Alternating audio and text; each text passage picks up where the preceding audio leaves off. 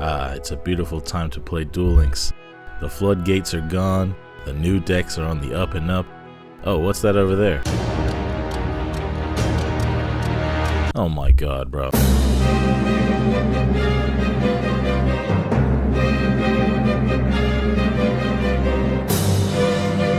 Revolution de Fleur is probably the best skill that's ever come to Duel Links. Better than Restart, better than Balance, better than Seal Tombs, probably even better than Cyberstyle. We've had skills in the past that pretty much carried decks, but low-key, this skill is not only carrying the entire deck, but it carries a bunch of decks. The main part of the skill lets you shuffle any card from hand into deck to play a Necro Synchron from deck to field. Then, if you want to, you can reduce one of your monster's levels by 1 or 2. You don't have to reduce anything if you don't want to, but you can do that if you like. And that works pretty nice alongside the Necro Synchron's effect that you can buff up another of your monster's levels by 2 for the turn. So just with this skill and any other monster you can get on board, you can make a whole bunch of different synchro summons. Let's say you go to level 4 in this guy. Well, nice and easily, you could use both to go into a level 6 synchro. But if you use the skill to reduce the level of that level 4, then you could make a level 4 or 5 synchro instead. Or potentially, you could reduce its level by 1 with a skill, then increase its level by 2 with a Necro, so you could go into a level 7 synchro. Or you could just not reduce the monster's level at all and just use the increase effect of Necro Synchron, so you could go into a level 8 synchro. And this is just talking about Necro Synchron alongside a level 4. If that other monster is another level, you can still mess with all this level modulation to go into whatever synchro level you need. So just this part of the skill alone. If your deck doesn't need its own skill, you can use this skill to give you synchro plays for free just by shuffling a card from hand to deck. And it's gonna give you a huge range of synchro levels based on what you feel you need for your own deck. This is kind of what makes this skill a dream for deck builders, because you can take whatever deck needs some support and buff it up with synchros to make your board stronger. But it doesn't stop there. If you happen to use Necro Synchron to go into a wind synchro, then it has a grave effect to summon a level 1 plant from the deck. How many pots we got? I mean, it's too many options. One option you could go for is Glow Up Bulb, so you can go into a higher level synchro. Like for example, if you use Necro Synchron to go into a level 7 wind monster, you could summon Glow Up Bulb from deck to go into Crystal Wing, and you'd still be able to revive Glow Up Bulb once per duel by milling a card, which could be nice for more extension and for other plays. Another option is Copy Plant. It lets you target a plant on the field and copy its level. Cool play you could do is use Necro Synchron to go into the Wind Plant Splendid Rose and have the Necro Synchron summon Copy Plant from deck to copy its level, so you can use both level 6s to Xyz summon Beatrice to set up your grave strategy. You could also just summon a normal monster from deck. Why would I summon a normal monster instead of something that helps me synchro or Xyz summon, you dumbass? Hey now, you don't have to be rude. The normal monster is low-key, which by itself can go into Dryas, which searches for Sowing, which summons Twin from the deck. That's gonna have both Dryas and Twin activating to summon something. Twin to summon Loki back, and Dryas to summon Healer from the extra deck. Probably won't have enough space on field to summon them all, but the opponent negating one without negating the other will let you get the same amount of bodies on board. So you're playing through interruptions and using those 3 plants to go into Melius, which revives Loki one last time. You can use those 2 to go into Benga Lancer, which is a quick effect bounce. A whole ass extra interruption just by summoning a normal monster from deck. But this whole summoning a level 1 plant from the deck thing isn't gonna happen unless you summon a wind synchro with your Necro Synchron. It has to be wind. So when you're building your extra deck, make sure you got wind synchros to go into. Clear Wing could be a good one since it can negate level 5 or higher monster effects and any effect that targets a level 5 or higher. But if you go into an Xyz or Link play, then this is mainly just going to be protecting itself, unless you're just using it as a bridge to go into Crystal Wing, if that's the limit 1 that you want to go for. That play does require 2 whole extra deck slots though, taking away some space for other options you might like to go into, so you could instead summon Stardust Dragon as a way to protect you from Dark Hole, Dragon Link's Destruction, Yoko, Unchained, and the Mirror Match for reasons I'll tell you about later. As a board breaking option, you could go for Cyber/Harpy Lady if you're playing a deck that can activate spells, or as an interruption if you have consistent ways to get yourself back row for the opponent's turn to give you extra bounces.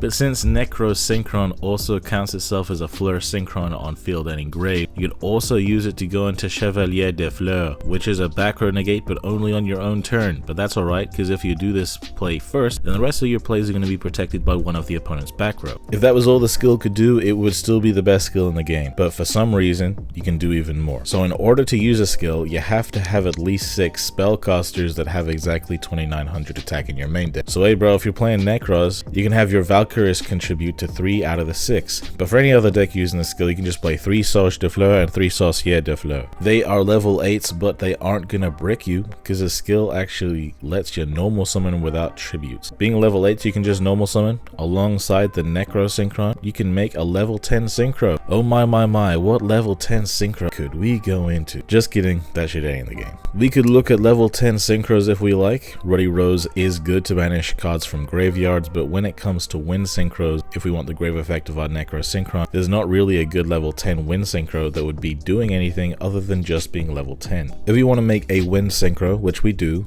to get that grave effect, then we're going to use a skill to get some level modulation going. Usually we want to reduce our level 8 to level 6 so we can easily just go into Stardust Dragon if we're going first, or going against Destructive Interruptions, or Chevalier de Fleur if we're going second against back row. The Sauge and Sorciere aren't just level 8s to help us synchro summon though, they are effect monsters too. I know it's crazy, who would have thought? Sorciere de Fleur has a pretty nice effect. If it's normal or special summoned, you can revive an opponent's monster to your field, but it can't attack directly and it's destroyed on end phase. That could get rid of an annoying grave effect for the rest of your turn, or it could give you more material for combos. For example, using another effect of the skill to send a monster from your field to the grave to play a Sorciere de Fleur from deck. They'll get their monster in grave again, but you basically just got a free level 8 on board, so you can go into more synchro plays, or even potentially rank 8 plays like Dingirsu to non-target remove more opponent's cards, or Felgrand to negate opponent's monsters or protect your own monsters from interruption. Sauge on the other hand, Sauge has a Scrap Dragon effect to special summon itself from hand, and if you're new, that means you can destroy a card on each side of the field to special summon itself from hand. If you go in first, this isn't going to be that helpful because you'll have to destroy one of your own monsters as well as another your own card. So we're going first, you could just normal summon this for synchro summons. We're going second though, this is going to be insane because another part of the skill, that's right, there's more, says that if you went second, you get a free Necro Fleur on your field. Necro Fleur is a level 1 plant, so you could summon it from the deck with Necro Synchron if you wanted. But basically, if it's destroyed by card effect, you can summon a Sorciere de Fleur from deck. This alongside Sauge de Fleur means you can destroy it and an opponent's card to summon the Sauge from hand. The Necro Fleur triggers to summon Sorciere from deck. The Sorciere summons a card from the opponent's grave, and you can use a skill to turn their monster into another Sorciere. And you can use the two of them to go into a rank 8 and then use a skill to get Necro Fleur on field and go into synchro plays from there. All of that just because you happen to open a Sauge de Fleur. If you didn't open a Sauge though, you could always use the skill to turn the Necro Fleur into a Sorciere from deck and use a skill to get Necro Synchron on board to start your synchro plays. Alternatively, you could also use Mind Control to steal their monster and turn that into Sorciere too. If you're playing any deck that happens to be using this skill, you can really figure out whatever you might want to do with this skill because the possibilities are honestly endless. But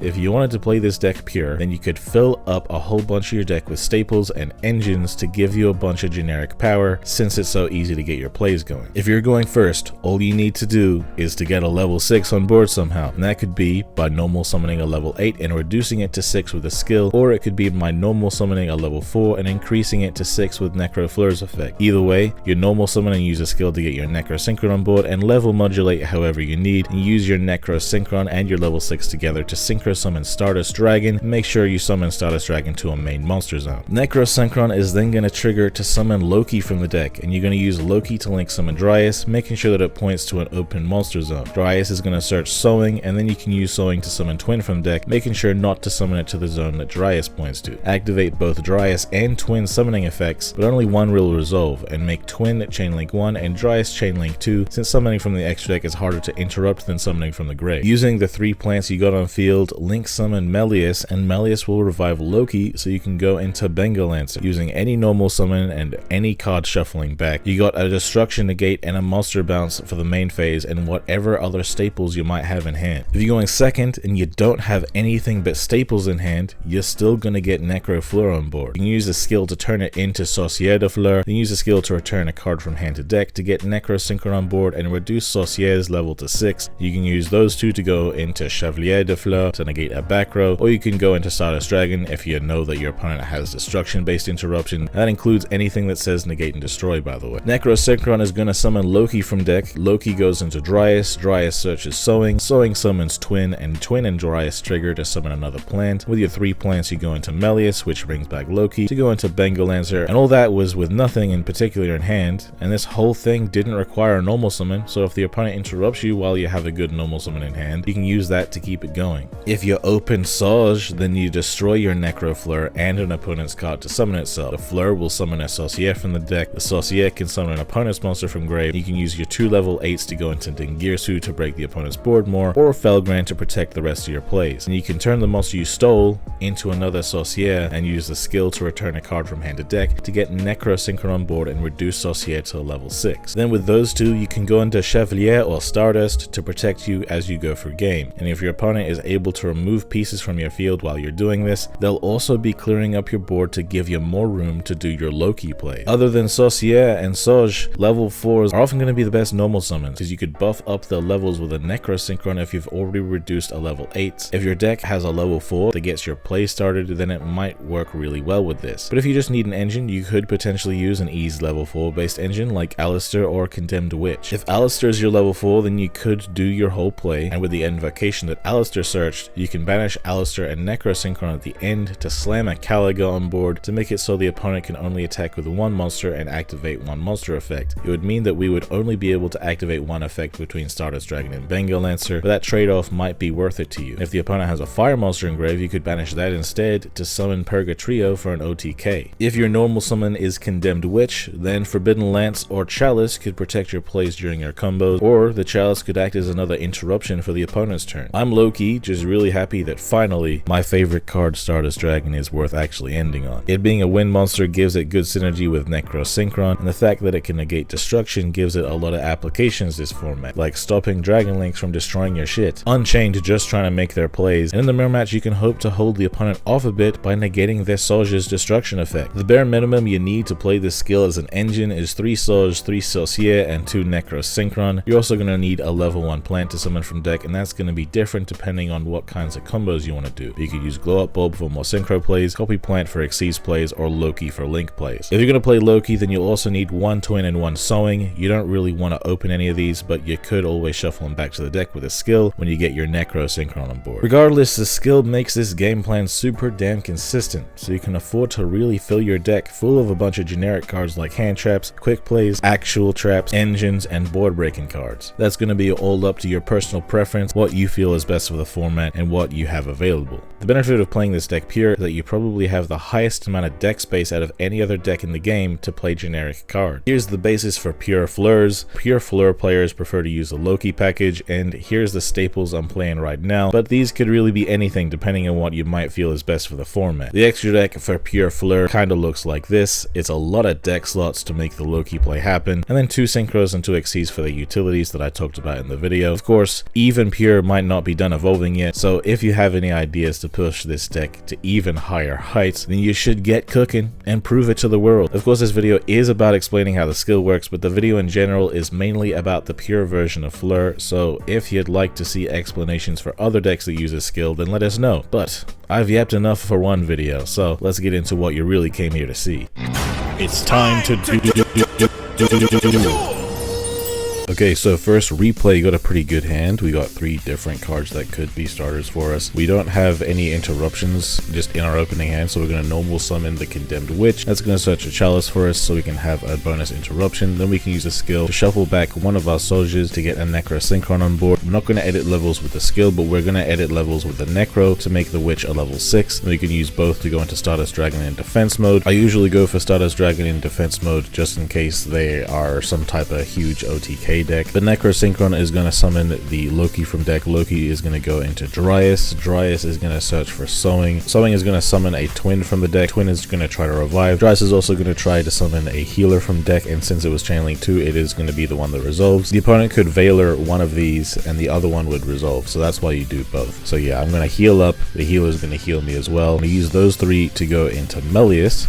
Melius is going to bring back Loki one more time, and then we can go into Bengal Lancer. And we already searched for the Chalice, and because we searched for it, setting only one back row, the opponent would know which one is Chalice. So for that reason, not only do I set Mind Control, but I set it before I set Chalice so that they think it's Chalice. They're going to be going, they're going to activate their Necro Valley, and they're going to normal summon Dark Magician and use Magician's Magic to search for secrets of Dark Magic. If I had summoned Stardust Dragon in attack position, he wouldn't be able to just attack into it, but I'm okay because I'm going to survive anyway. And of course I can't bounce it because Bengal Lancer only bounces effect monsters. And also he's going to go into an effect monster now, but Bengal Lancer's bounce is only during the main phase, so I can't use it here. That's okay, we're alive, and that's all that matters. And we're going to activate our mind control. That's our monster. And then because we activated a spell and now Dark Magicians is on our field, we can use this effect to draw a bonus card. So hell yeah, now Sauge is going to destroy itself and that Necro Valley there because we do want to use the graveyard here, and he is gonna float here. However, he doesn't have a circle, so I don't care. I'm gonna get rid of those things anyway, bro. He's also gonna floodgate us. We also don't care about that, and we'll show you why in a second. We're gonna normal summon Sorciere. Sorciere is gonna bring back his Dark Magicians. Because it's level 8, we can go into Negirsu and then get rid of his Dark Magician, and that is gonna make his Dark Magician girl bigger, but that's fine. We're gonna use Bengal Lancer to revive itself, and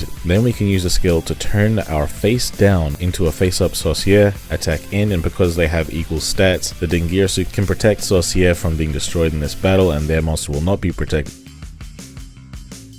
Going first again, and look, we don't have any starters in our hands here. It's unfortunate. We can actually do something here. So I'm going to normal summon Valor and use a skill to turn Valor into Sorciere because it is a monster. That's why having hand traps is such a good choice, because if we brick on them, we can always turn them into something else. So then we can use a skill returning our mind control to get a Necro on board and turning the Sorciere into a level 6, going into Stardust Dragon, triggering the Necro to get us Loki. Loki can go into Dryas. Dryas can search a Sowing for us. Sowing activates and summons Twin from deck. Twin is going to try to revive. Dryas is going to try to get Healer from the extra deck. And we can use those three to go into Melius. Melius is also going to revive Loki one last time, and we can go into Bengal Lancer. So that's a bounce, and we got some protection here, okay? We got Forbidden Lance, and we got Forbidden Chalice. Chalice can negate their monsters. Lance can protect us from, since they are playing Blue Eyes, they can protect us from something like Ultimate Fusion or Successor Soul. And we also have the Stardust Dragon to, you know, negate destruction. This deck has a lot of destruction, and Bengal Lancer can potentially bounce effect monsters to keep us alive. So yeah, he's gonna set a card. He's gonna normal summon Blue Eyes White Dragon, use Battle Chronicle, searching for Ultimate Fusion. And I didn't expect this, but he activates Burst Stream of Destruction, which would destroy all of my monsters. So of course I'm gonna have to Stardust Dragon that one.